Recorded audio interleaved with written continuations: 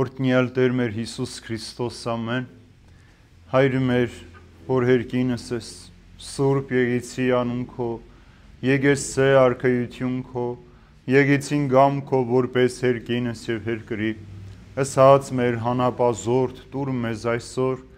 եւ թող մեզ պարդիս մեր, որպես եւ մեկ թողունք մերոց պարտապանած, եւ մի տանիրս մեզի փորձություն, այլ փրկյազ մեզի չարե, Զիքոյ արքայություն եւ զորություն եւ փառք հավիտյանս ամեն իմաստություն հոր Հիսուս դուր մեզ իմաստություն բարին խորհել խոսել եւ գործել քո առաջ ամեն ժամ եւ չար խորհուրդներից խոսքերից ու գործերից փրկիր մեզ եւ ողորմիր քո արարածներին եւ ինձ բազմամեղիս Քրիստոս հարյավի մեռելոց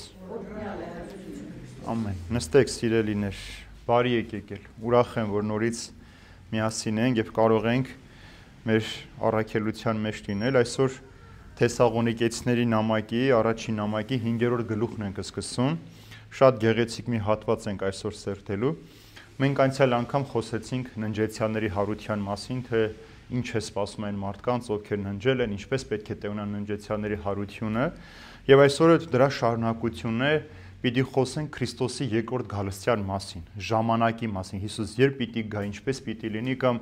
ինչպես կարող են այս ամենը մարդկանց դեմ օգտագործելով շատ-շատերի մոլորության մեջ գցել, խաբել, որ Հիսուս այսօր է գալու, վաղն է գալու, այս ինչ տեղում է Հիսուս, բայց հիմա պիտի տեսնենք, որ այդ ժամի եւ ժամանակների մասին ոչ ոք չգիտի։ Նրանք, ովքեր ձեզ կասեն, որ Հիսուս այսինչ օր, այսինչ ժամին գալ է, ստախոսներ են, խաբեբաներ են եւ խաղում են ձեր հոգիների եւ ձեր զգացմունքների հետ։ Որովհետեւ Հիսուս ինքն է ասում, այդ մասին ոչ ոք չգիտի, ոչ հրեշտակները, ոչ որդին, այլ միայն Հայրը։ Ուրեմն, բայց մեր նպատակն է, Պողոս առաքյալը այսօր դա է մեզ սովորացնել, որ մենք միշտ արթուն եւ պատրաստ լինենք, որովհետեւ չգիտենք ժամը, ինչպես որ հղի կնոջ ցավերը եւ մի հանգարցակի սկսում է, թե ինքը գիտի, որ պիտի ծննդա բերի, բայց չգիտի, որ ժամին է ցավը սկսելու, այնպես էլ Քրիստոսի գալուստը պիտի լինի։ Որորը մարդիկ չեն սպասում, որովհետեւ որ իրենք պատրաստ չեն, այդ օրը հանգարցակի Տերը պիտի գա։ Եվ տեսնենք, թե ինչ է այսօր մեզ Պողոս առաքյալը սովորեցնում։ Առաջին համարը 5-րդ գլուխ առաջին համար։ Եղբայրներ, բայց ժամերի եւ ժամանակների մասին կարիք չկա ձեզ գրելու այսքան առաջին համարը։ Եղբայրներ, ժամերի եւ ժամանակների մասին ձեզ ոչինչ չունենք, կարիք չկա գրելու։ Ժամը եւ ժամանակները ուրեմն տարբեր բաներ են, ուրեմն ժամը կոնկրետ չէ, կոնկրետ ժամ է, ժամանակները ընդհանրապես, բայց այստեղ երբ որ Պողոս առաքյալն ասում է ժամը եւ ժամանակներ, այսինքն Աստծո ժամանակի մասին, այսինքն Աստծո ժամանակը ոչ ոք չգիտի, երբ եւ որ ժամին պիտի լինի, եւ ասում է դրա մասին կարիք չունենք, որ ձեզ գրենք։ Հիմա մի հարց. Աստված իր ժամանակ, իր ծրագիրը կազմած ունի թե չունի։ Ունի թե չունի։ Ունի։ Երբ Աստված կազմեց այդ ծրագիրը, մարդու մեղանչելուց Հիսուսի հարությունից հետո թե ուրիշ նպատակ, երբ որ արեց այդ ամենը։ Աշխարհի առաջագործությունից առաջ, այսինքն Աստված հստակ իր ժամանակը, ծրագիրը ունի։ Այսինքն Աստված չմտածեց մարդը մեղ գործեց, ինչ ծրագիր գրեմ, որ ժամանակի համար կամ երբ որ Քրիստոսին խաչեցին, ասեց, վայ, մարդը ուրացավ, արի համար ծրագիր գրեմ, տեսնենք ինչպես պիտի անենք, որպեսզի մարդուն փրկենք։ Ուրեմն Աստված իր հստակ ծրագիր ունի, որ ամեն բան իր ժամանակին կատարվում է։ Հիսուս երբ եկավ աշխարհ ժամանակի լրումին, այսինքն ճիշտ ժամանակին, ոչ առաջ եկավ ժամանակից, ոչ հետո է, այսինքն ճիշտ ժամանակին, այն պահին, երբ որ ամբողջ մարդկությունը այլևս հեռացած էր Աստծուց, 400 տարի Աստված գրեթե չխոսեց մարդկանց հետ, մարդիկ առանց Աստծո օրենքների, առանց սրբության, բարոյական արժեքների ապրում են եւ այդ ճիշտ ժամանակին, որ արդեն մարդը խեղդվելու վրա էր, պիտի կործանվեր վերջնականապես, Հիսուս այդ ժամանակին է, ուրեմն ասում ենք՝ ի լրումն ժամանակի, ճիշտ ժամանակին Հիսուս եկավ աշխարհ։ Ուրեմն այդպես է Աստծո ծրագիրն է, իր ժամանակ ունի սիրելիներ, սկզբից ի վեր այդ ծրագիրը գրված է եւ մեր կյանքի մեջ պիտի իրականություն դառնա։ Այնպես չէ, որ Աստված անակնկալի եկավ, չէ, որ մարդը մեղանչելու էր, գիտեր, որ մարդը պիտի մեղանչի, գիտեր, որ մարդը իրենից պիտի հեռանա, գիտեր, որ երբ որ Աստծո որդին աշխարհ իջնի, մարդը պիտի չարչարի, արհամարի, խաչի, սպանի եւ ուրախանա այդ ամենից, մի հատ էլ Աստծուն ասի, տես հաղթեցին քեզ։ Պիտի աներ այս ամենը։ Աստված գիտեր, իր համար անակնկալ չէր։ Ինչպես որ մենք գիտենք, ով մեզ մի օր պիտի դավաճանի, ով մեզ պիտի մեր թիկունքը պիտի պահի, ով մեր կողքը մինչև վերջ։ Մենք գիտենք, մեզ համար անակնկալ չէ, բայց Ինչպես Աստված, այնպես էլ մենք մինչև վերջին վայրկյանը սպասում ենք, որ այդպիսի բան չպիտի լինի, որովհետև Հիսուս էլ Հուդային հիշում եք, մինչև իր ձերբակալության պահը Հուդային հուշում էր, որ Հուդա, ես գիտեմ դու ինչ ես անելու, բայց մի արա, նույնիսկ վերջինը, որ համբուրեց, ասեց Հուդա մատնելով ես, համբուրով ես մարդու որդու մատնում, նույնիսկ այդ պահին հիշեց, որ գիտեմ, որ դու մատնության, կեղծավորության համբուրն ես տալիս, որ Հուդան անդրադառնար, բայց մինչև վերջին վայրկյանը Հուդան էլ մնաց իր չար նպատակների մեջ, որտեղ իր համար ասում է այդ 30 արծաթ ավելի կարևոր էր, քան Հիսուսի սերը, որ ինքը ուներ։ Ուրեմն սա է պատճառը այստեղ, որ Պողոս Առաքյալը ասում է, որ ժամի եւ ժամանակների մասին ես կարիք չունեմ գրելու։ Երբ որ Պողոս Առաքյալը եղել էր Թեսաղոնիկեցիների մոտ, ինքը այդ 3 շաբաթվա ընթացքում խոսել էր Հիսուսի գալստյան մասին։ Ինչպես պիտի լինի։ Հիշում եք, նախորդ դասի մեջ ասում էր, չէ, որ հրեշտակապետը պիտի ձայնի, շեփորները պիտի հնչեն, այսինքն գալուստը անակնկալ չի լինելու։ Հիսուս ինչ է ասում, երբ որ ասեն Հիսուս այստեղ է կամ այնտեղ է, չհավատակ։ Նույնիսկ շատ Հիսուսներ կգան իմ անունով, հրաշքներ կգործեն, չհավատ, որովհետև ես գաղտնի չեմ գալու։ Նշանները ասում է, երկնքից աստղերը կթափեն, արևը կխավարի, լուսնի լույսը չի տա, ամեն ինչ ասում է դուք կտեսնեք երկնքում կերևա Աստծո որդու նշան, այսինքն խաչի նշանը լուսավոր կերևա, եւ կտեսնեք մարդու որդուն, որ գալիս է ամպերով նստած դատելու, այսինքն գաղտնիք չկա որևէ մեկյամ։ Ուրեմն ժամանակը եւ ժամի մասին ոչ ոք չի կարող այս աշխարհում խոսել եւ ասել, թե Հիսուս երբ է գալու, կամ ասում են շուտ արեք, ապաշխարեք, հեսա աշխարհի վերջն է, աշխարհի վերջը, ուրեմն կարևոր մի բան ասեմ, ինչքան էլ մարդը իր ձեռքով փորձի աշխարհը քանդի, հիմա մենք պատերազմները տեսնում ենք, չէ, ամեն օր շատանում են աշխարհի մեջ, մենք ասում ենք աշխարհի վերջն է, մարդը իր ձեռքով պիտի քանդի, ինչքան էլ մարդը քանդի,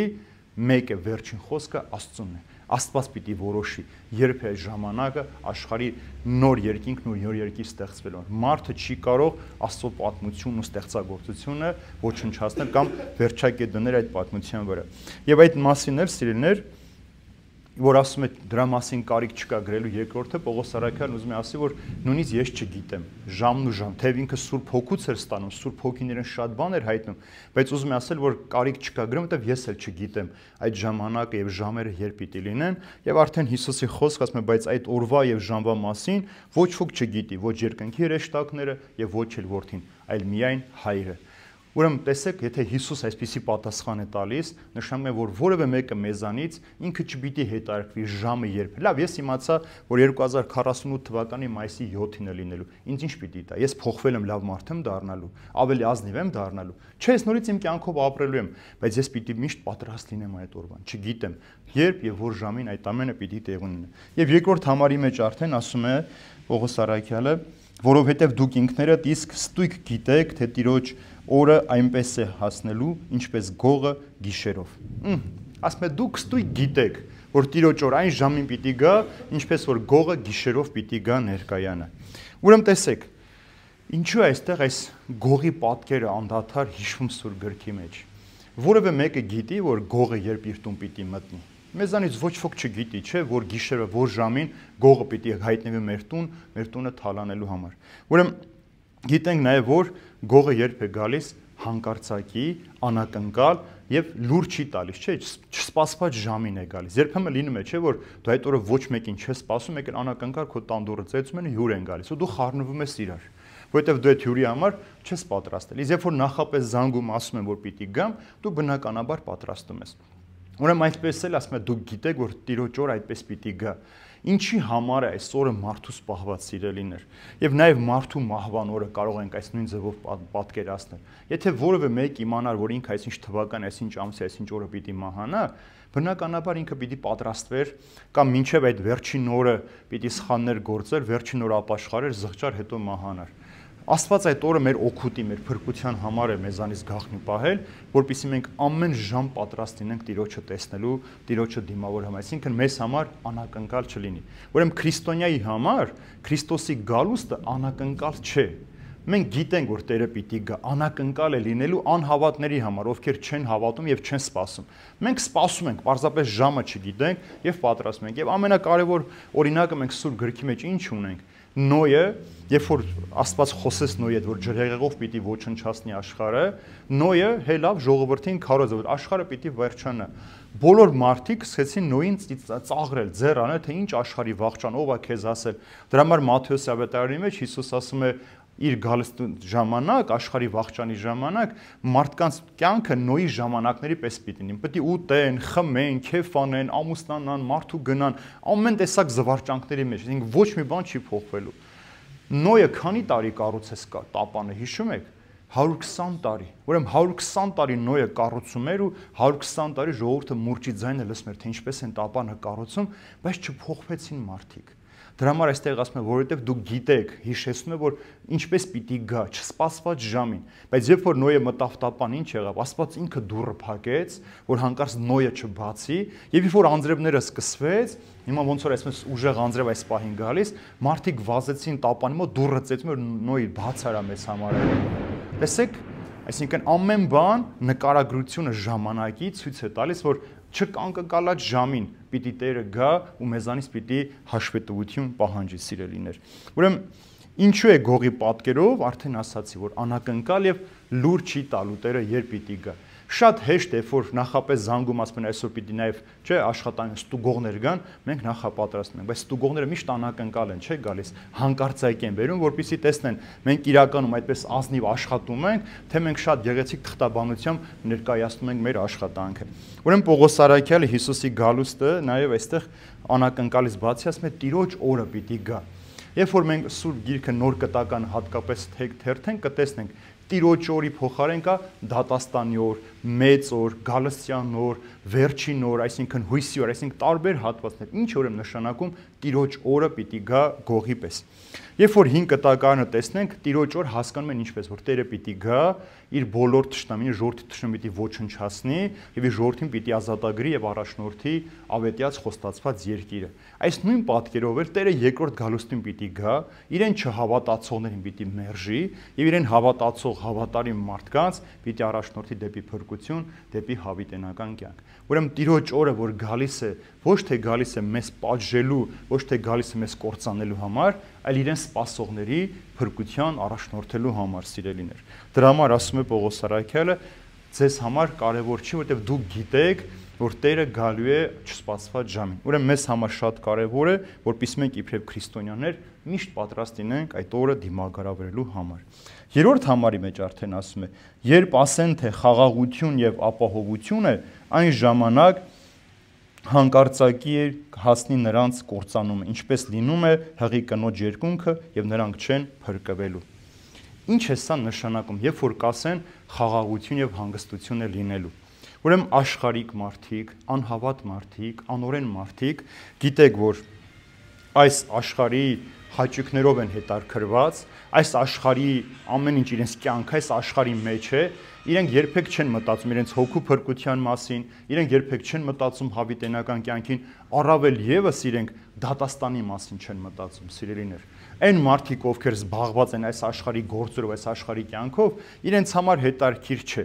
Եվ այս մարդիկ ինչ են ձգտում. հարստություն, իշխանություն, փառք, հանգստություն։ Ասում եմ, երբ որ կասեն, որ խաղաղ ենք ու հանգիստ ենք, այդ պահին իրենց կործանումը պիտի վրա հասնի։ Ուրեմն տեսեք ինչքան կարևոր բան է, որ մարդկանց մեծ մասը աշխարհի հետարքրված չէ։ Եվ այսօր էլ 21-րդ դարում հատկապես ինչ քարոզ է տարվում, որ 21-րդ դարում ինչ հավատքը կրոնը հորինել են մարդկանց իրենց ենթարկացնելու համար։ Այդպես է։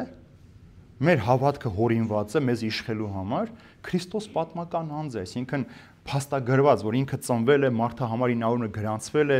խաչել են, տեսել են այս ամենը մարդիկ։ Ուրեմն ինչպես է սա հորինված մեր կյանքի մեջ։ Ուրեմն ովքեր որ չեն հավատում, աշխարհիկ կյանքով, աշխարհիկ հաճույքների մասին մտածում, ինձ պատասխանը սա է։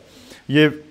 նրանց հոգսը չէ, հոգը չէ, թե իրենց հետ ինչ կպատահի։ Մենք էլ հայերս ասում ենք՝ մի կյանք ունենք, ուտենք, խմենք, քեֆ անենք, մեռնենք։ Էլի մեկ կյանք ունենք, մենք 10 կյանք չունենք։ Մեկ կյանք է մեր կյանքը, հավիտենությանը պատկանող կյանք է, որից մի փոքրիկ հատված մենք երկրի վրա ենք ապրում։ Բայց այդ կյանքն էլ դու պիտի օգտագործես քո հավիտենական կյանքը ապահովելու համար։ Եվ ինչ են անում այս մարդիկ։ Իրենց ամբողջ հոգսը ոչ թե իրենց հոգին ինչ պիտի լինի, իրենք ոնց պիտի անեն, այլ ինչպես հարստանալ։ ինչպես փափուկ ու խաղաղ կյանք ունել։ Մարդիկ մտածում են, թե երբ որ իրենք հարստանան, իրենք վերջին հոգս չեն ունենալու, խաղաղ պիտի ապրեն, իրենց բոլոր հարցերը պիտի լուծվի, բայց հանկարծ այդ հարստության ցավից սկսում է մարդկանց բոլոր խնդիրները։ Եվ դրա համար Պողոս Արաքյալն ասում է, երբ ասեն խաղաղություն եւ հանգստություն է, այդ ժամանակ է լինելու է կործանումը։ Այսինքն հանկարծակի հասնելու այդ պահին։ Հիմա աշխարհում ինչ են անում մարդիկ, անդադար խոսում են խաղաղության մասին, չէ՞, որ աշխարհում խաղաղություն պիտի լինի, ամեն ինչ պիտի անեն, որ ժողովուրդները իրար հետ ապրեն, ամեն ծրագիր են մշակում, թե ոնց հաշտեցնեն ժողովրդին, բայց այս ամեն առանց Քրիստոսի չի կարող լինել, սիրելիներ։ Ինչքան էլ մարդիկ փորձեն այդ կեղծ խաղաղությանը, հանգստությանը ձգտեն, որ ամեն ինչ լավ է, մի անհանգստացեք, մի վախեցեք, այդ պահին է թշնամին հարձակվում մեզ վրա։ Ոչնչացնում ես, որ պահին որ դու քո զգոնությունը կորցնում ես, այդ պահին ամեն ինչ լինում է։ Եվ այս կորցանումը, որ ասում է պիտի կորցանվեն, այստեղ խոսքը ինչի մասին է։ Ոչ թե աշխարհի կորցանման մասին է, ոչ թե մարդու անհատական կորցանման մասին է, այլ այստեղ Պողոս Արաքյալը խոսում է հոգու կորցան, այսինքն Աստծուց հեռու լինելու, հավիտենական կյանքից դուրս դրվելու մասին։ Այսինքն սա ավելի վատ կորցանում է։ Աշխարհի կորցանում, երբ որ լինի, աշխարհը կորցանվի, մարդիկ շատերը պիտի փրկվեն։ Երբ որ մարդը անհատապես կորցանվի, բազում մարդիկ պիտի փրկվեն։ Բայց երբ որ մարդիկ հոգևորապես են կորցանվում, նրանք հեռանում են Աստծուց, այս կորցանումը անդառնալ։ Եվ տեսեք, Պողոս Արաքյալը նաև Թեսաղոնեցին նամակի մեջ ինչ է ասում երկրորդ նամակի։ Նրանց պատիժը պիտի լինի հավիտենական կորցանումը հեռու Տիրոջ ներկայությունից եւ նրա փառքից ու զորությունից հեռու։ Տեսեք, նրանց հավիտենական պատիժը Տիրոջ ներկայությունից հեռու պիտի լինի։ Ուրեմն սա ամենավտանգավորն է յուրաքանչյուր մարդու համար, որովհետեւ Դավիթ մարգարեն ասում է. հայրս ու մայրս ինձ լքեցին, ինձ թողեցին, բայց Աստված ինձ ընդունեց։ Հիմա եթե այս աշխարհի մեջ մեզ բոլորը մերժեն, մենք Տիրոջ ունենք, ով որ մեզ ընդունելու է։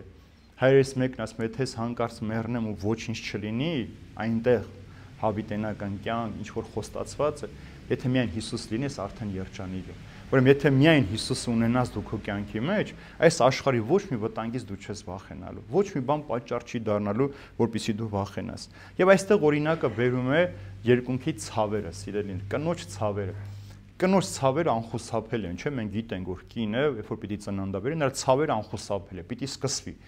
Ինքը թեև պատրաստ է, գիտի, որ այդպիսի խնդիր պիտի ունենա, բայց ինքը չգիտի, չէ, որ ժամին։ Ինքը պարկում է երեկոյան քնելու, մեկ էլ գիշերը մի պահի ցավերից արթնում են, շուտ տանում են հիվանդանոց։ Ու ինչ է լինում, անխուսափելի է այդ ցավերը։ Այնպես էլ մարդու համար Քրիստոսի գալուստը պիտի լինի կնոջ հղիության օրինակով, եւ չհավատացողների համար սա Աստծո բարկությունը անխուսափելի պիտի։ Նրանք, ովքեր որ պիտի ձգտեն այս աշխարհի կյանքով ապրելու, նրանց համար Տիրոջ գալուստով դատաստանը անխուսափելի պիտի լինի։ Դրա համար Պողոս Արաքյալն ասում է, նրանք երբ որ կասեն խաղաղություն ու հանգստությունը, հենց այդ պահին կործանումը պիտի լինի, այսինքն իրենք Աստծո ներկայությունից դուրս պիտի դրվեն։ Ինչ պիտի անենք մենք իբրև քրիստոնյաներ, սիրելիներ։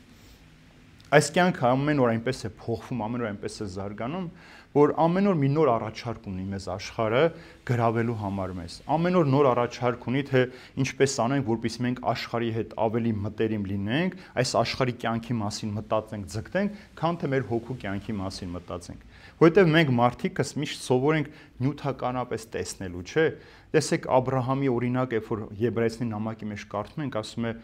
Աբրահամը ինչպես հավատաց հարությանը,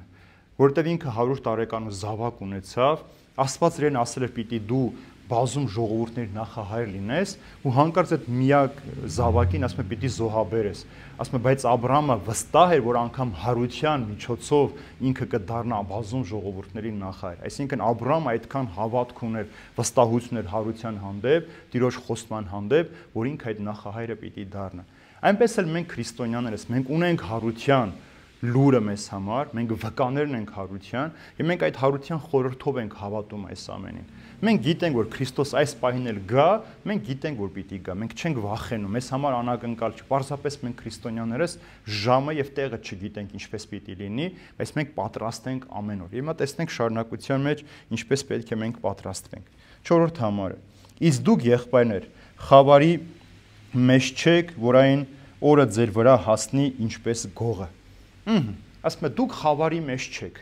եւ չեք վախենալու, երբ որ այդ օրը գողի պես հասնի։ Երբ մենք Սուրբ Գիրք ենք կարդում, Աստվածաշունչ ենք կարդում կամ որևէ խրատ ենք կարդում, մենք շատ ուշադիր պիտի լինենք բառերին, թե այդ բառերը ինչպես են գրված։ Տեսեք, առաջին երկու համարի մեջ ասում է եղբայրներ, ձեզ համար կարիք չկա, որ գրեմ ժամն ու ժամանակներ, այսինքն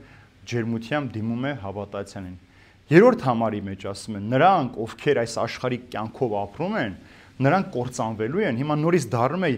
ուղղակի ասում է եղբայրներ, դուք վախենալու ոչինչ չունեք, դուք գիտեք այդ օրվա մասին, գիտեք ինչպես պատրաստվել։ Ուրեմն տեսեք ինչքան հետաքրքիր է, որ Աստծո խոսքը ինչպես է ուղղված մեզ, ուղղակիորեն այսպես հոգնակյով ուղղված է մեզ։ Եղբայրներ, դուք գիտեք այդ օրվա մասին, կարիք չկա, որ դուք վախենաք, որ գողը պիտի գա։ Եվ քանի որ մենք տեսնում ենք, թե ինչպես է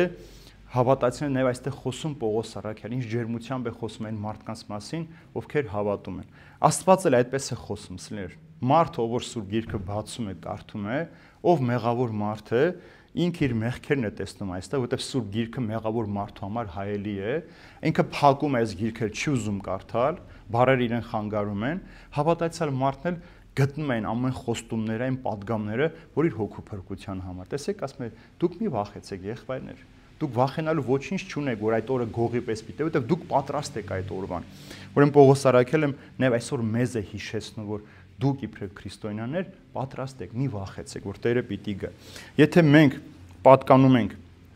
հիմա այստեղ հարց է մեզ, ում ենք մենք պատկանում, մենք հավատացյալների խմբին ենք պատկանում, թե աշխարհիկ անօրեն մարդկանց խմբին ենք պատկանում եւ ինչպես պետք է վերաբերվենք այս խոսքերին։ Եվ այդ ընտրությունը մեզանից է կախված։ Մեր ընտրությունից է կախված, թե մենք որտեղ ենք լինելու։ Նրանք, ովքեր Աստծո խոսքը լսում են, իրենք լույսի մեջ են ապրում, ուրեմն խավարը իրենց համար վախենալու չի։ Նրանք, ովքեր Աստծո խոսքը կարդում են, լուսավորվում են եւ լուսավոր մտքով տեսնում են ամեն բան եւ հասկանում են այս աշխարհի մեջ ինչ է կատարում, իրենք ոչ մի բան չունեն վախենալու։ Նրանք, ովքեր խավարի մեջ են, անդադար վախի մեջ ապրում, որովհետեւ խավարը հեռու է վանում լույսը եւ ինչպես Հովհաննես ավետարանի մեջ է ասում, լույսը եկավ մարդկանց մեջ բնակվելու, բայց քանի որ մարդկանց գործերը չար էին, իրենք նախընտրեցին խավարի մեջ ապրել։ Լույսը մերժեցին։ Ուրեմն անակնկալ այս, որ ասացի արդեն, մենք սպասում ենք, բայց մեզ համար անակնկալ չէ, որովհետև մենք արդեն լուսավորված մարդ ենք։ Մենք առավոտյան ժամերգության մեջ շատ գեղեցիկ խոսք ունենք, աղոթքն է, ասում է Տեր Աստված, որ քո տեսան լույսով զվարճացնում ես, ուրախացնում ես ամբողջ տիեզերքը, բնությունը, այնպես էլա, որ քո պատվիրանները իմանալ լույսով լուսավոր մեր մտքերը, որպեսզի մեր այսօրը, վաղը եւ մեր բոլոր օրերը, կյանքի բոլոր օրերը լուսավորած մտքով ապրենք եւ քեզ համար հաճելի գործեր կատարենք։ Ուրեմն երբ որ մարդը ինքը լուսավորվում է, ինքը միշտ մտածում է ինչպես անի, որ հաճելի գործեր կատարի այս աշխարհի մեջ։ Այսինքն իր տրված ժամանակը ինքը չվատնի, չոչնչացնի մեղքի համար, հաճույքի համար, սխալների համար եւ հետո ինքը գնա կործանման։ 5-րդ համարի մեջ ասում է,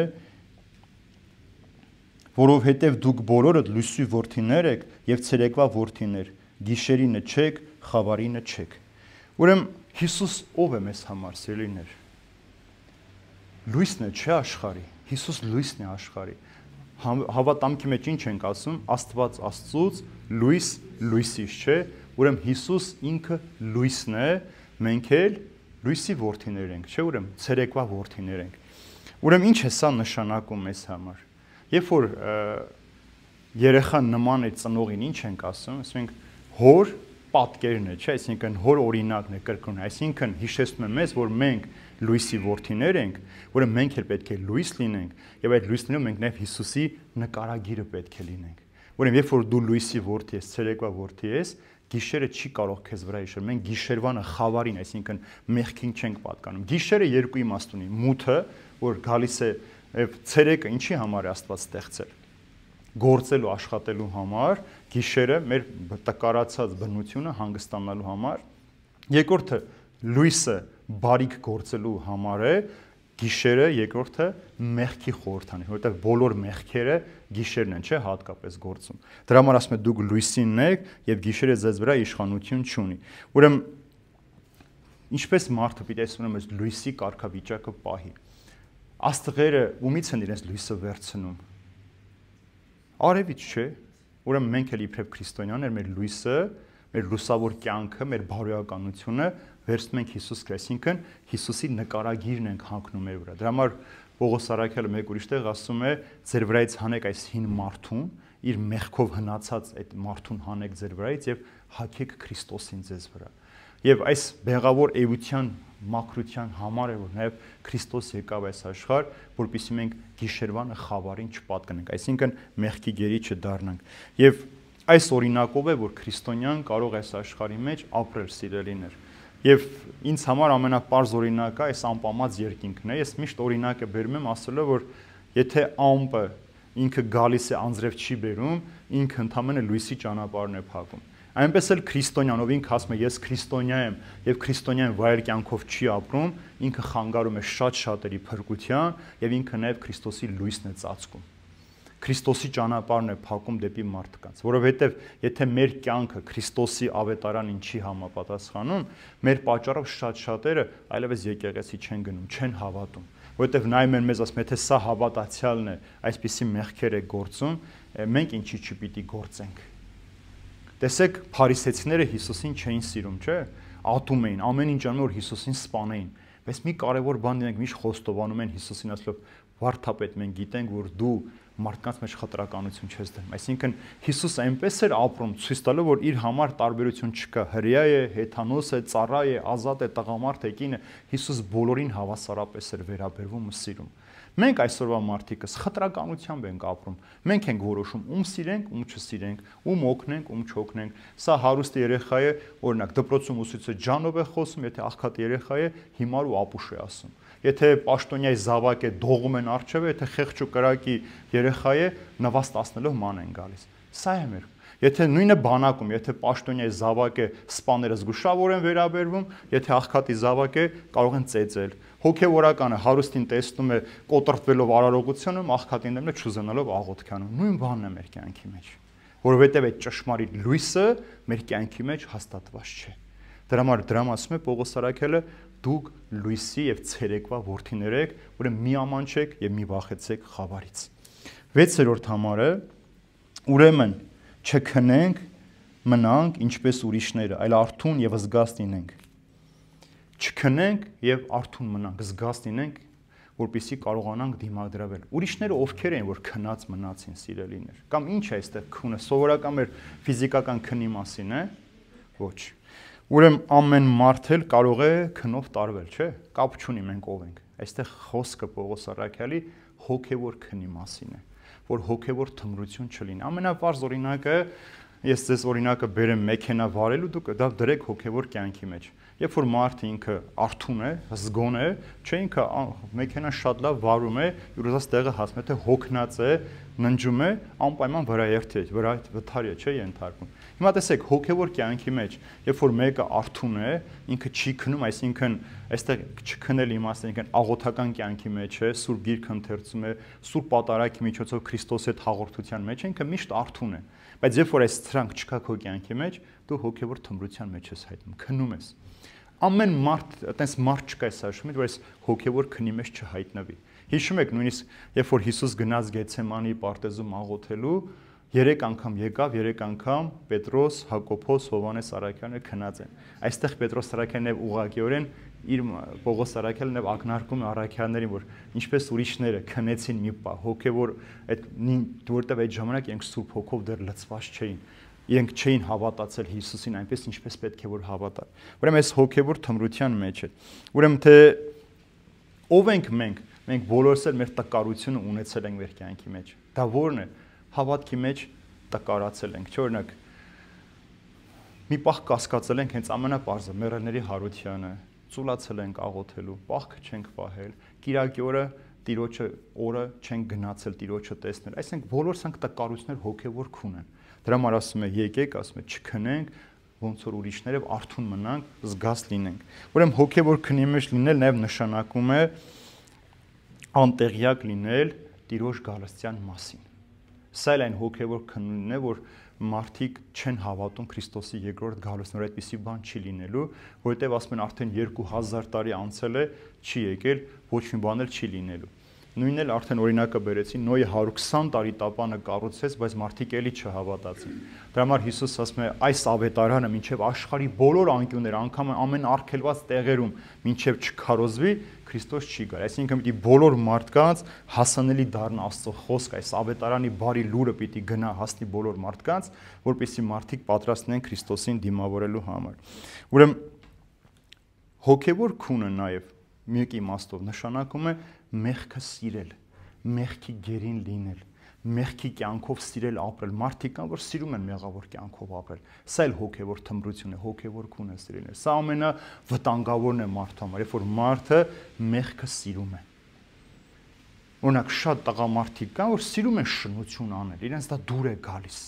Տարատեսակ կանանց հետ իրենց կյանքը փչացնել։ Դա իրենց դուր է գալիս։ Իրենք ասում են, որ Աստված է տվել, մենք էլ օգտվում ենք։ Աստված նման բան չի տվել մեզ անելու։ Աստված սկզբից ստեղծել է մեկ տղամարդ եւ կին իրար համար, ոչ թե տասնյակների հետ պատտվել, մանգալ։ Ուրեմն տեսեք, սա մեղքի ամենապարզ օրինակն է սիրելու, որ մարդ այս մեղքը կարող է սիրել, մեղքի ցանկությամբ ապրել եւ գերի լինել այդ մեղքին։ Եվ արթուն զգացնել նշանակում է բարոյապես մաքուր լինել, սիրելիներ։ Ուրեմն հոգևոր արթնությունը այդ բարոյապես մաքուր լինի, զգաց լինելը այդ բարոյականությունը պաշտպանելն է։ Եթե ես ամեն օր զգոն չլինեմ, որ մարդիկ ինձ նայում են, տեսնում են, ես ինձ վրա չաշխատեմ, ես էլ կսայթակեմ, որովհետև իմ պատճառով շատ մարդիկ կարող են այլևս Աստծուն չհավատալ, որ ես զգոն եմ, արթուն եմ իմ բարոյականությունը մաքուր պահելու համար, ոչ թե ի ցույց մարդկանց, որ նախ Տիրոջս չնեղացնեմ, Տիրոջս իբրև մաքուր մարդ ներկայանամ, երկրորդն էլ օրինակ դառնամ, որ մյուսներն էլ Քրիստոսին հավատան։ Դրա համար ասում եմ արթուն եւ զգոն եղեք։ Սա նշանակում է ուրեմն բարոյապես մաքուր կյանք ապրել եւ պահպանել այդ ամենը, այդ զգոնությամբ ապրել, որովհետեւ Քրիստոսի պատկերն ենք մենք այս աշխարհի մեջ, Քրիստոսի առաքյալներն ենք այս աշխարհի մեջ, որպեսզի Տիրոջով մենք կարողանանք շատ-շատերի փրկության պատճառը դառնալ։ 7-րդ համարը, որովհետև ովքեր ննջում են, գիշերն են ննջում, եւ ովքեր հարբում են, գիշերն են հարբում։ Ուրեմն ինչ է նշանակում ննջել եւ հարբել։ Գիշերն են ննջում եւ գիշերն են հարբում։ Աշխարհասեր եւ անհավատ մարդիկ ննջած ու հարբած են, չէ՞ սիրելիներ։ Այստեղ հոգևոր քնի մասին է առաջին հատվածը, հարբած լինելը ինչ է նշանակում։ Մենք միանգամից հավատում ենք, որ գինովցած լինելը, չէ՞, խմած լինելը, ինչ որ բան հոգելից խմիչ խմես լինել, բայց այստեղ այդ մասին չէ։ Ուրեմն մարդը կարող է հարբած լինել մեղքով։ Մարդը կարող է հարբած լինել դրամով, հագուստով, իր գիտությամբ, իր պաշտոնով, իր իշխանությամբ, հարբած լինել։ Այս վերջերս հաղորդում են նայում 12 տարեկան երեխա, որ շատ խելացի է, հանճար են ասում են, ինքը ասում է Աստծուն չեմ հավատում։ Տեսեք, 12 տարեկան, ինքը դեռ կյանքից ոչ մի բան չի հասկացել։ Դպրոցում մտնում ես, երեխաներ կան, ասում են մենք աթեիստ ենք, սկի բառի իմաստն էլ չեն հասկանում ինչ է աթեիստ է։ Բայց ինքը ասում է աթեիստ եմ, չգիտի։ Ուրեմն որոշակի գրքեր են կարդացել, ֆիլմեր են նայել, ինչ որ այսօր աշխարհի մեջ կարոզվում է, ուրեմն հարբում են այդ ամենով։ Մարդը կարող է իր փառքով հարբած լինել, սիրելիներ։ Մարդը կարող է իր դրամով հարբած լինել, որ ինչ ուզենք կարող են գնել ու վաճառել, այսպես մարդիկ կան, չէ, որ մի բան խոսում ես, մեր ինչքան աղբեր ասեք փողը տանք, անենք այդ հարցը։ Ինքը չգիտեն, որ բարոյականությունը փողով չես կարող գնել։ Մարդը չգիտի, որ դրամով ինքը չի կարող իր պատիվը գնել կամ սերը գնել։ Հնարավոր չէ։ Բայց քնած է հոգևոր թմրության մեջ եղող մարդը նաև հարբում է մեղքի այս տեսակներից եւ մեղքն էլ սրանք էլ մարդուն առաջնորդում են մեղքի եւ կործանման։ Ուրեմն տեսեք ինչքան վտանգավոր է այսօրվա կյանքը, ինչ են անում։ Հատկապես արևմտյան աշխարհում, Եվրոպայում, Ամերիկայում երիտասարդության մեջ ինչն է ավելի շատ տարածված։ Թմրանյութը, սիրելիներ։ Գիշերային ակումբային կյանքը, անառակությունը, ազատ սեռական հարաբերությունները, տարատեսակ այլանդակ դաջվածները, կիսամերկ փողոցում ման գալը, տարբեր տեսակի երկատային համակարգեր իրենց վրա ամրացած լինելը, ամեն տեսակ պղծություն, այսինքն մարդուն այս մեղքը հարբեցրել է, որ մարդը իր մարմինը, որ Աստծո տաճարն է, մեղքի մեհյանի է վերածել։ Փողոցում քայլում ես, մարդիկ նույնիսկ ազատ այլանդակ բաներ են վաճառում սեռական իրենց ցանկությունները հագեցնելու համար։ Եվ տեսեք հիմա Պողոս Սարաքյալի նամակը կարդամ մի հատված Հռոմեացի նամակից 13-րդ գլուխի 11-13 համարները, գիտեք Հռոմեական կայսրության կործանման պատճառը այլասերվածությունն էր, ամեն տեսակ այլանդակություն այդ կայսրության մեջ կար, ինչ որ մենք այսօր տեսնում ենք, դա պատկերն է։ Եվ տեսեք ինչ է նկարագրում Պողոս Սարաքյալը։ Այս իմացեք ներկա ժամանակից մասին։ Ինքը խոսում է այն ժամանակ 2000 տարի առաջ, բայց այսօրվա ժամանակի մասին, որովհետև հիմա ճիշտ ժամն է, որ մենք քնից զարթնենք, քանի որ փրկություն այժմ մեզ ավելի մոտ է, քան երբ որ մենք հավատացինք։ Գիշերն անցավ եւ ցերեկը մոտեցավ։ Ուրեմն դեն գցենք խավարի գործերը եւ հագնենք լույսի զրահը։ Շարժվենք առաքինությամբ, ինչպես ցերեկով, ոչ անառակություններով ու հարբեցողությամբ, ոչ պոռնկությամբ եւ պղծությունով, ոչ նախանձով եւ կռվազանցությամբ, այլ հագեք Քրիստոսին ձեզ վրա, որպեսզի ձեր մարմնի ցանկություններին հագուրդ չտաք։ Նույն պատկերն է, չէ՞։ Թվում է թե հենց այսօր է գրել Պողոս Սարաքյալը, ասում է, ուզում եմ այս ժամանակի մասին իմանանք, արթնանանք այդ հոգևոր քնից եւ պատրաստվենք սիրելիներ։ Եվ սա ոչ միայն այս բոլոր մեղքերն են, այլ թաքնված մյուս մեղքերն էլ, նախանձն էլ այդպես կործանում մարդուն, բամբասանքն էլ է կործանում, չարությունն էլ, դրամասիրությունն էլ, ատելությունն էլ, հայոյանքն էլ, սրանք բոլոր այս ժամանակների մասին են։ Որ տեսեք պղծությամբ, կռվազանցությամբ, պոռնկությամբ մի ապրեք այլևս։ Դեն գցեք ձեր վրայից, մենք որտեվ հիմա փրկությանը ավելի մոտ ենք։ Եվ տեսեք այս աշխարհի օրինակը 2000 տարի առաջ է գրված, բայց նայումս նույն մարդկության մասին է խոսում։ Աշխարհը փոխվել է, շենքերը փոխվել են, մեքենաներ, օդանավ, նավեր, գնացներ, բայց մարդ իր մեղքերով նույնն է մնացել բոլոր ժամանակներում։ Մենք որ ասում են մեր ժամանակ ավելի լավ էր, չէ։ Մեր ժամանակ էլ, այն ժամանակ էլ էս նույն մեղքերը կար։ Պարզապես այն ժամանակ համացանցը չկար, որ մենք վայրկյանական իմանայինք ինչ էր կատարվում։ Այսօր ինչու չեն կարողանում ապացուցել, որ եղել, որտեվ չկար այն ձայնագրությունները, որ մարդիկ հեռախոսն շուշուտ նկարեն, տեսնեն ոնց են մարդկանց մորթում։ Թաքցրել են շատ գեղեցիկ։ Այսօր տեսանել է մեղքի գովազդը, անդադար մեղքի գովազդ։ Եվ փողոցներում շրջում ես, դու տեսնում ես, այսօր կանայց մեծ մասը սկսել են ծխել։ Տղամարդկանցից ավելի վատ, հարբել, խմել, թևերն ընկած տուն են տանում, իրենց զավակների ներկայությամբ, ու ինչ ես դու տալիս քո զավակին, ինչ ես փոխանցում։ Քո արժեքը ո՞րն է, որ խոսնես կասեմ մենք քրիստոնյաներ ենք։ Մենք հավատում ենք Աստծուն, եթե հավատում ես Աստծուն, բայց Աստծո խոսքին չես հավատում, Աստծո պատգամին չես հավատում, ինչ արժեք ունի, որ դու հավատում ես Աստծուն։ Հակոբոս Սարաքյանն ասում է, լավ ես անում, որ հավատում ես, ես էլ եմ հավատում, բայց հավատքը առանց գործերի մեռած է։ Դևերն էլ են հավատում Աստծուն, Սատանան էլ է հավատում Աստծուն, բայց միշտ հակառակն է գործում։ Ուրեմն այս մեղքերը, որ գործվում են անհավատության պատճառով, թերահավատության պատճառով, Աստծո խոսքը մենք լուրջի չենք առնում։ Պարզապես խոսքեր են գրված են հեքիաթները, մենք այդ հեքիաթների ժամանակը չունենք։ Բայց հենց որ մահը կամ մահացու հիվանդությունից դիպչում է, սկսում են Աստծուն մեղադրել։ Եթե դու չես հավատում, որ Աստված կա, ինչ ես մեղադրում իրեն։ Ինչու ես հենց Աստծո դեմ ուղում քո սլակները, որովհետև ուզում ես քեզ արդարացնես։ Չես անդրադառնում, որ քեզ տրված ժամանակը դու պետք է ճիշտ օգտագործեիր։ 8-րդ համարը ուրեմն չքնենք, մնանք ներողություն։ Իսկ մենք, որ ցերեկվա որդիներ ենք, արթուն լինենք եւ սիրո ու հավատի զրահները հագնենք եւ փրկության հույսի սաղավարտը դնենք։ Քրիստոնյայի սպառազինությունը ո՞րն է։ Ինչ զենք պետք է ունենա քրիստոնյան պաշտպանվելու համար։ Այստեղ թվարկես Պողոս Սարաքյալը։ Հավատքի սիրո զրահը եւ հույսի սաղավարտը։ Այսինքն ամենաուժեղ զենքը բոլոր ժամանակներում քրիստոնյա եղել է հավատքը, հույսը, սերը, սիրելիներ։ Եվ այս զինվորական նկարագրությամբ Պողոս Սարաքյալը ուզում է ցույց տալ, թե դու ինչպես պիտի պայքարես։ Սաղավարտը գիտեք, չէ՞, որ այն թիթեղը շորը, որ հագնում էին, որպեսզի սրից կամ նիզակից պաշտպանվեին։ Այսօրվա այն թիթեղյա բանը, որ կրակոցներից է, արդեն փամփուշտներից է պաշտպանում։ Կռվի դաշտ դուրս գալու թե մարդը սա չունենար, ինքը արագ վիրավորում էր, չէ՞ ստանում։ Սաղավարտն էլ ինչի համար էր դնում գլխին, փրկության հույսը, որ գլուխը պաշտպաներ, բայց ինչի համար է այստեղ օրինակը ասում է փրկության սաղավարտը դնենք մեր գլխին։ Մարդը որտեղից էր մեղքը սկսվում։ Այստեղից, գլխից։ Այսինքն սատանան մարդու մտքի մեջ հենց մտնում սկզբից։ Մարդու միտքն է պղտորում։ Մարդու մտքի մեջ է ցանկություններ առաջացնում։ Այս մտքի մեջ դնում է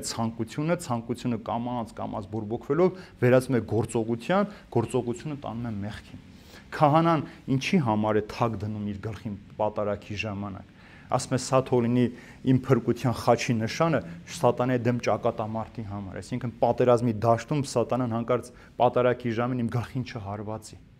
Ինչու ենք մենք շուրջարը հագնում, պատմուճանը հագնում, որ Քրիստոսի հավատքով մենք պաշտպանված ենք բոլոր մխացող նետերից։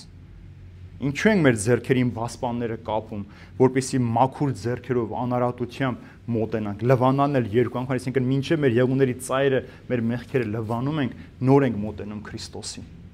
Տեսեք ինչքան կարևոր է այս օրինակով հասկանալ, թե որն է քո պաշտպանության գործիքը։ Եվ քրիստոնյայի հույսը՝ ի տարբերություն մյուսների, անսասան է, սիրելիներ։ Քրիստոնյան ինքը գիտի ում համար է հավատում եւ ում վրա է հույսը։ Մեր հույսը Քրիստոսը մեր համար անձը, մեր հույսը անձի վրա է, նյութական կարողությունների վրա չէ։ Եվ այստեղ ասում են փրկության հույսին հասնենք, հագնենք, ուրեմն մենք փրկությունը ստացել ենք, բայց վերջնական հասնելու մեր կատարյալ փրկության, ուրեմն հավատքի սիրո ճակատամարտը պիտի մղենք։ Ուրեմն այս զինվորական սպառազինությամբ նկարագրում է, թե կյանքի արժանի հոգևոր հատկանիշները որն են, որ մարդը պիտի պայքարի։ Եթե հավատքը, հույսը, սերը քո կյանքի մեջ չկա, մնացած ամեն ինչի մեջ դու երջանիկ չես լինելու։ Ես մի օր մեռնելու եմ, չէ՞։ Բոլորս ենք մեռնելու, ճիշտ է։ Ինչ որ բան մեզ հետ տանելու ենք, ոչ մի բան։ Մեր գրքերը, կուտակած հարստությունը, կոշիկները, շորերը, զարդերը տանելու ենք, չէ։ Չգիտենք էլ ինչպես ենք մահանալու, չէ։ Ուրեմն ինչ ենք մեզ հետ տանելու։ Մեր հավատքը, հույսը, սերը։ Սա է ընդհանրապես մեզ հարցնելու Տեր, ասել է կյանքը ցույց տուր, տեսնեմ քանի օր ես հավատքով, հույսով ու սիրով ապրել ու պաշտպանվել։ Եվ այս երեքից է կախված մեր մուտքը, դրա համար մկրտության ժամանակ ինչ ենք խնդրում, կնքահայրը ինչ է խնդրում իր սանիկների համար, հավատք, հույս, սեր։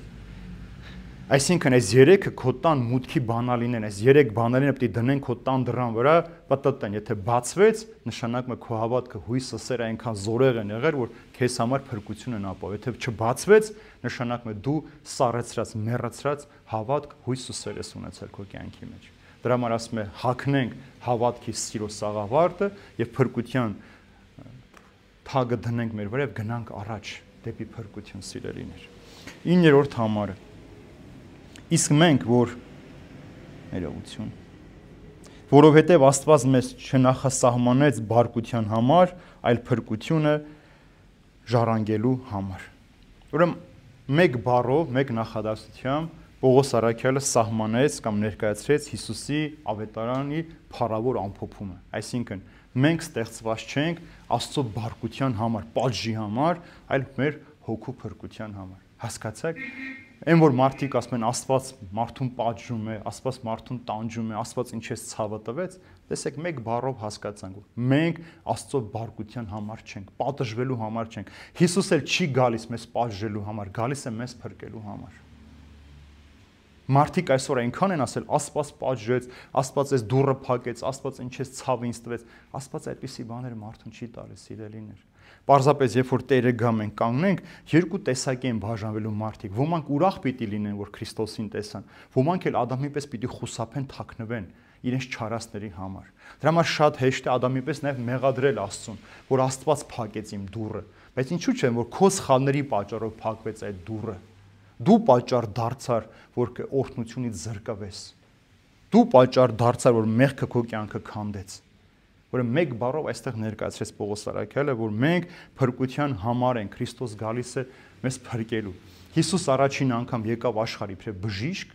մեզ բժշկեց, երկրորդ անգամ գալու է դատաստանի համար, բայց մեզ փրկելու համար։ Եթե մենք մինչև վերջ մեր հավատարությունը պահպանենք։ Ինչն է այստեղ կարևոր, սիրելիներ։ Դե նայեք, աշխարհի բոլոր կրոնները քրիստոնեությունից բացի մարդիկ ինչպես պիտի փրկվեն։ Օրինակ իսլամի մեջ, բուդդայության մեջ, հինդուի մեջ, հրեականության մեջ մարդը պիտի փրկվի, ասում են, բարի գործերով, իր առաքինի կյանքով եւ օրենքներ պահելով։ Մենք կարող ենք սրանով փրկվել։ Ոչ, մեր փրկությունը միայն Հիսուսով է։ Դրա համար երբ որ մենք տեսնում ենք մարդիկ, որ մեղավոր կյանքով ապրում են, դրա հետ մեկտեղ էլ շատ բարի գործություններ են, դա իրենց չի փրկելու։ Եթե մարդը 10 եկեղեցի կառուցի, բայց ինքը մեղավոր կյանքով ապրում է, դա իրեն փրկություն չի բերելու։ Եթե մարդը հազարավոր դոլարներ աղքատներին բաժանի, բայց ինքը անառակությամբ ապրում է, դա իրեն փրկություն չի բերելու։ Մենք փրկվել ենք միայն Հիսուս Քրիստոսին հավատալով։ Սա է տարբերությունը։ առանց Հիսուսին հավատալու մեր կյանքի մեջ չկա փրկություն, սիրելիներ։ Եվ դրա համար Աստված ասում է մեզ կոչել է հավատալու եւ փրկվելու համար։ Սա է Աստծո հրավերը մեզ՝ հավատալ եւ փրկվել։ Փրկությունն էլ ձրիաբար է։ Մենք ոչինչ չենք արել այդ փրկության համար։ Աստված մեզ ձրիաբար այդ փրկությունը տվել է, որովհետեւ մենք իր պատկերով ու նմանությամբ ենք ստեղծված։ Այդ պատկերն ու նմանությունը փրկելու համար Աստված իր զավակին ներևս աշխարհի ստեղծումից առաջ ինքը գիտեր, որ իր զավակին պիտի զոհաբերի մեղավոր մարդկությանը փրկելու համար։ Ուրեմն այս հրավերին ենք մենք կոչված։ 10-րդ համարը նա մեռավ մեզ համար, որպեսզի արթուն լինենք, թե ննջենք, նրա հետ միասին ապրենք։ Ուրեմն նա մեռավ մեզ համար, որպեսզի մենք քնած թե արթուն իր հետ փրկվենք եւ ապրենք։ Ինչ է սա նշանակում։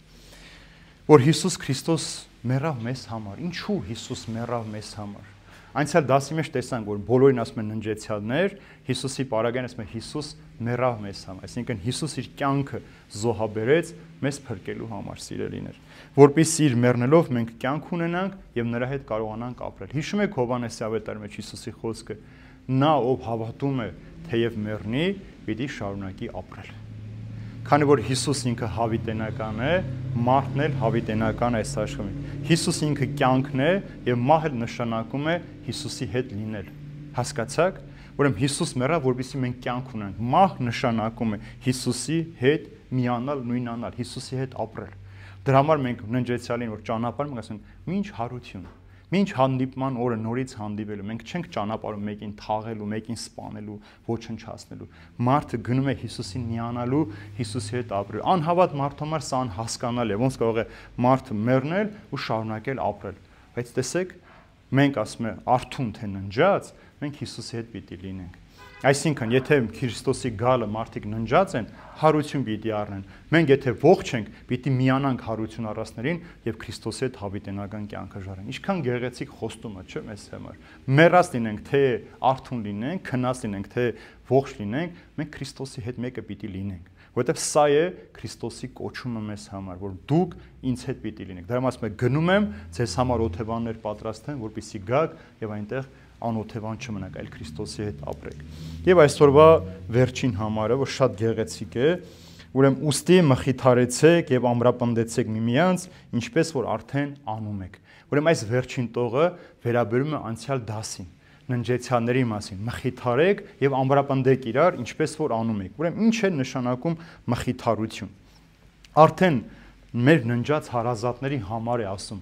մեկը մյուսին մխիթարեք այս հույսով, որ մենք էլ անհավատների պես չլինենք, ովքեր որևէ հույս չունեն, այլ եթե մենք հավատում ենք, թե Հիսուս մեռավ ու հարություն առավ, ուրեմն մենք էլ պիտի մեռնենք ու հարություն։ Ասում եմ, այս խոստումով մեկը մյուսին մխիթարեք, որ ժամանակավոր է ամեն այս բաժանումը եւ մինչեւ հարության օրը նորից միասին պիտի լինենք։ Հասկացաք մենք ինչ ենք այս պատգամը տալիս, նորից մխիթարեք իրար։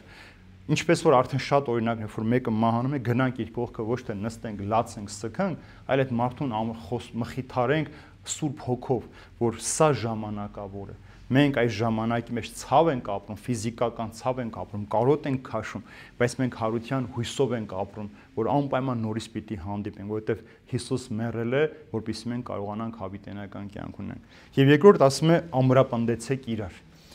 որ Հիսուս պիտի գա եւ վերջ պիտի դնի մեր բոլոր ցավերին։ Սա էլ այդ խոսքն է, որ ամեն ինչ մի օր պիտի վերջանա։ Չի կարող տառապանքը, սուգը հավերժ լինել, սիրելիներ։ Եթե սուգը հավերժ լինի, մենք չենք կարող ապրել այս աշխարհի մեջ։ Եվ ամենաշատ գեղեցիկ օրինակը Դավիթ մարգարե օրինակը, իր զավակը մահացավ, ասում է հաց դրեք, հաց ուտենք։ Որտեւ ասում են ինչ ես անում, ասում է քանի զավակս հիվանդ էր, ես աղոթում եմ, որ Աստված նրա կյանքը պահի, բայց քան Աստծո կամքը սա էր, ինձ մեկ բան է մնում, սпасել իմ ժամանակին։ Ես էլ պիտի գնամ, բոլորս էլ պիտի գնանք այս աշխարհից, բայց այս հույսով որ այս բոլոր ցավերին վերջ պիտի դնի։ Մենք քանի ապրում ենք այս աշխարհի մեջ, այդ ցավերը մեզ տանջում են։ Մեկը ֆիզիկական ցավ ունի, մեկը հոգևոր ցավ ունի, մեկը մտավոր ցավ ունի, մեկը զավակի կորուստի ցավ ունի, բայց երբ որ Հիսուս գա, այս ամենը մենք մոռանալու ենք։ Ինչպես որ կին երբ որ ծննդաբերում է ցավերի գոռոցից հետո, երբ որ զավակին գրկում ենք, ուրախանում ենք, մոռանում ենք, թե ինչ եղավ քիչ առաջ իր հետ, այնպես էլ երբ որ Հիսուս գա, այս մխիթարությամբ, այս քաջալերանքի խոսքով մենք բոլորս պիտի վերջ դնենք այս ամենին։ Եվ տեսեք, իրար հանդեպ հավատքը պիտի նաև ամրապնդենք, մեկս մյուսին ուժ պիտի տանք, մեկս մյուսի համար պիտի աղոթենք, մեկս մյուսի համար պիտի ապրենք, որպեսզի մարդիկ այս քաջալերանքով ապրեն։ Եվ տեսեք ինչ ասում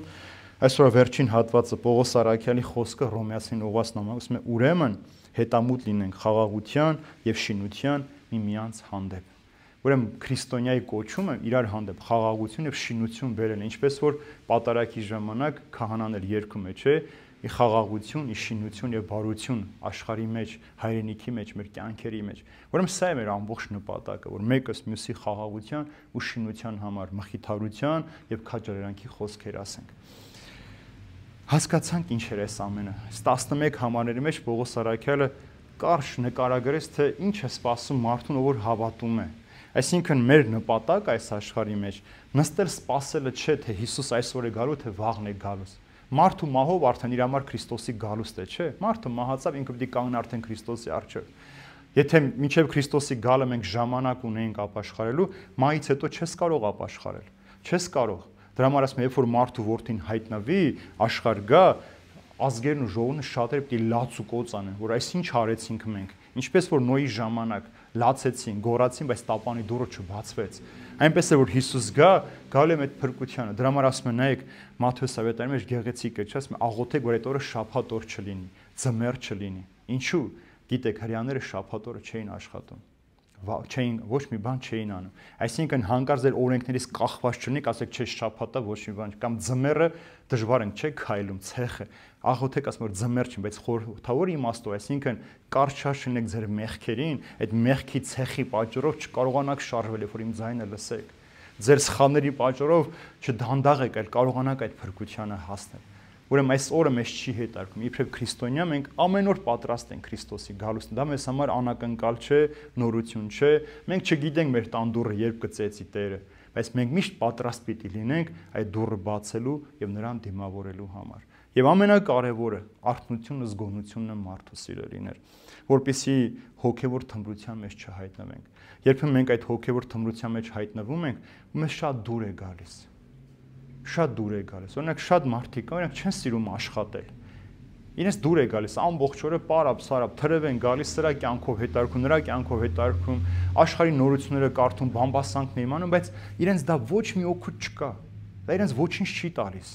Դա նշանակում է ինքը հոգևոր թմրության մեջ է ապրում։ Բայց երբ որ դու արթուն ես, զգոն ես, գիտես ինչի համար ես ապրում, ուրեմն քո բարոյական մաքրությունն էլ պահում ու պահպանում ես, քո սրբությունը պահում ես այնպեսին, որ Տերը երբ որ գա, քեզ այդ մաքրության մեջ ընդունի։ Դրա համար ասում է Դավիթ մարգարեն Երեմիային մարդուն, ում մեղքերը այլևս Աստված մեղք չի համարելու։ Այսինքն որ դու որ արթուն ես, զգոն ես, ուշիմ ես, դու միշտ պատրաստ ես, ուշքդ քո վրա է եւ գիտես դու համար եւ ինչի համար։ Եվ մեր հույսը Հիսուս Քրիստոսը, որ գալու է մեզ փրկելու համար։ Եվ այն մարդիկ, ովքեր որ ձեզ կասեն, որ դու մեղավոր ես, կործանված ես, չհավատակ այդ խոսքերին։ Ցանկացած մեղավոր մարդ հնարավորություն ունի փրկվելու։ Ավազակ իր վերջին խոստովանության մեջ փրկություն գտավ։ Պոռնիկ կնոջ երբ որ բերեցին, գցեցին Հիսուս ոտքերի առջև, ասես գնա քո մեղքերը քեզ ներված են, գնա այլևս չմեղանչես։ Հիսուս ներեց։ Եվ ինչ ասեց, ով որ անմեղ է, թող առաջին ինքը քարը նետի։ Ուրեմն եթե մեկի մեղքը բացահայտված չէ, ինքը իրեն սուրբ է համարում, դե ինքը սուրբ է։ Շատ հեշտ է մարդկանց խաբել, մարդկանց առջև սուրբ երևալ։ Դրա համար Պողոս Արաքյալն ասում է. «Քավլիցի եթե փորձեմ մարդկանց հաճոյանալ»։ Եթե մենք մարդկանց հաճոյանում ենք, սա էլ է մեղք։ Նշանակում է դու ոչ թե Աստծո համար, քո հոգու փրկության համար ես ապրում, այլ մարդկանց գովասանքի։ Հիսուս էլ ասում է. «Վայ ձեզ, եթե բոլոր մարդիկ ձեր մասին լավը խոսեն»։ Վայ այն մարդուն ու մարդին բոլորը լավ են խոսում։ Նշանակում է այս մարդը ուզեցել է բոլորին իրենով անի ոչ թե փրկության համար, այլ իր գովքը լսելու համար։ Դրա համար այս բոլոր կետերը, որ այսօր ընթերցեցինք վարար բան, թող հավատքը, հույսը, սերը մեր զենքը դառնան սիրներ, որպեսզի այն բոլոր ճակատամարտերը, որտեղ Հիսուս ինքը հաղթանակ է տարել, մենք էլ հաղթանակ տարենք։ Հիսուս որևէ ճակատամարտում չի պարտվել, բոլոր ճակատամարտերը հաղթել է։ Այդ հաղթական զենքը հավատքի, հույսի, սիրո տեսքով մեզ է տրված, որպեսզի մենք էլ պաշտպանենք, պահպանենք այն, ինչ որ Հիսուս տվել է մեզ, որ կոչվում է հավիտենական կյանք։ Թող Տեր օրհնի բոլորիս իր խաղաղության սիրո մեջ պահի, որպեսզի երբեք հոգևոր թմրության մեջ չհայտնվենք, երբեք մեր թրերը չբթանան, չկոտրվեն, այլ միշտ պատրաստ զգոն լինենք դիմագրելու չարի, որտեղ բոլոր օրերը այսօրվա չար են եւ չար ժամանակներ են մեր կյանքի մեջ։ Մենք պետք է կարողանանք Տիրոջով հաղթել այդ ամենը։ Աստված պահապան բոլորիդ։